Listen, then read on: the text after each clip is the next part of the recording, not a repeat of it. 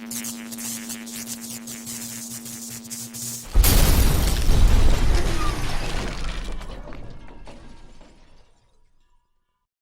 what's going on guys? Busta here. Today I'm here to talk to you about what options there are out there right now for PvP. My team, the Alpha Rogues, collectively decided to put together a series of viable builds available right now. As you saw in the title, this is part 1 of an ongoing series we're going to deliver to everyone. In one of my previous videos I went into detail about what I personally feel the problem with Alphabridge is at the moment. I'll be sure to provide a link for that video in the description. So over the past few days, I've seen more and more people posting videos and screenshots of their newly assembled alpha build because they feel like if you can't beat the meta, join it. And I don't disagree with that stance. It is a viable option, but what I really want to do is offer an alternative or a couple alternatives for everyone out there and attempt to progress back to a more diverse PvP environment. So with that, the build that I wanted to talk to you guys today about is the Banshee Shadows gear set.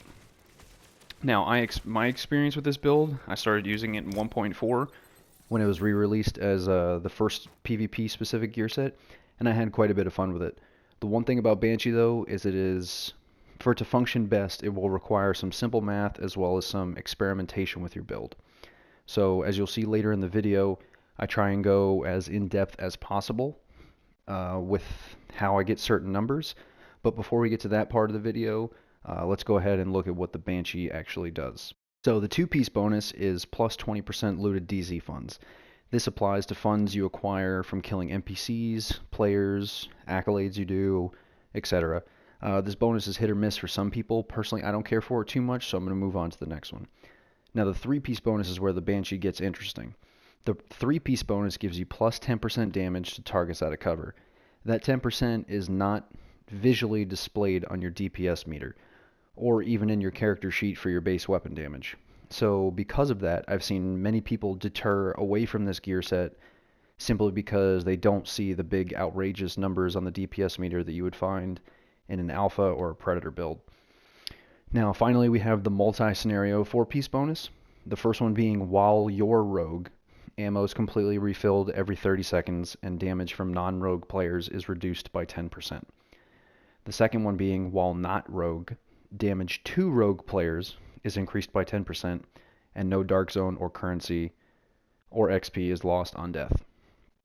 So between the 3-piece bonus and the 4-piece bonus is where the math and experimentation will come into play.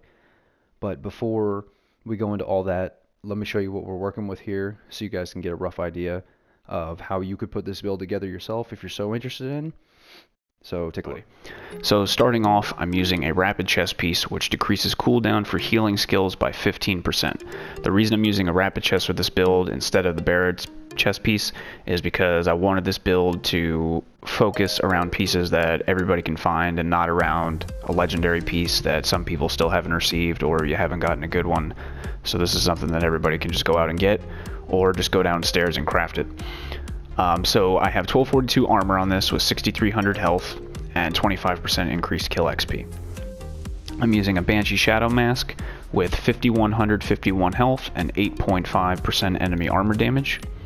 I'm using Banshee Shadow Knee Pads with 1262 armor and 10.5% enemy armor damage.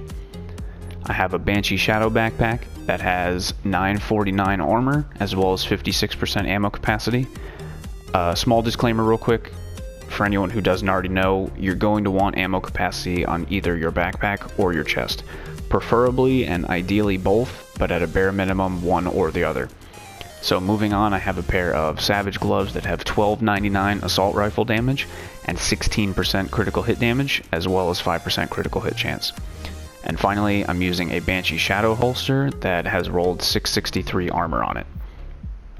I'm also using as my secondary an MP5 that has deadly, vicious, and responsive. And most importantly, I'm using a lightweight M4 that has responsive, vicious, and destructive. Alright, so now let's get into why this build can be such a viable option. Based on my current firearms and the assault rifle damage on my gloves, my lightweight M4 is sitting at 18k base damage. As I mentioned earlier, the 3-piece bonus of the Banshee is where the build starts to get interesting. I'm going to take the additional 10% damage to targets out of cover that the 3-piece bonus provides me, and I'm going to factor that in on top of the 18k base damage, because more times than not when you're PvPing, you're muzzle to muzzle with somebody hip firing or aiming down sights. So once again, I'm going to take that 18k base damage and times that by 0.10, which is 10%. It's going to give me a value of 1.8. So that 10% damage to targets out of cover gives me an additional 1.8 damage, bringing my total base weapon damage to 19.8, which is very, very close to that 20k numbers that you're going to see coming off of an alpha tank. Now bear in mind that 19.8 is with me whether I'm rogue or not rogue. So the next set bonus will depend very heavily on your playstyle and whether you're you're rogue or if you're not rogue, or which side of the fence you're playing on in the DZ.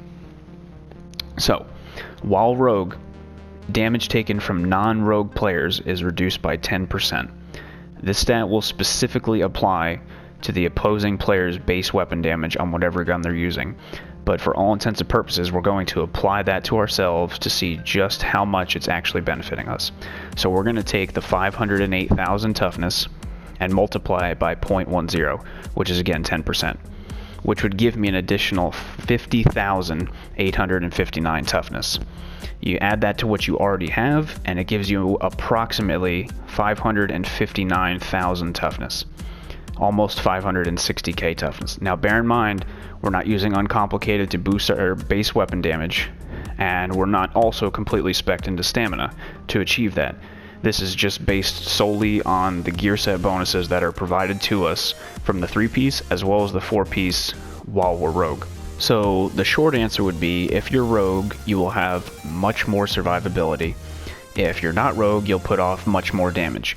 A small disclaimer with this gear set would be though, if you're rogue and you're fighting another rogue, both of the 4-piece set bonuses will cancel each other out.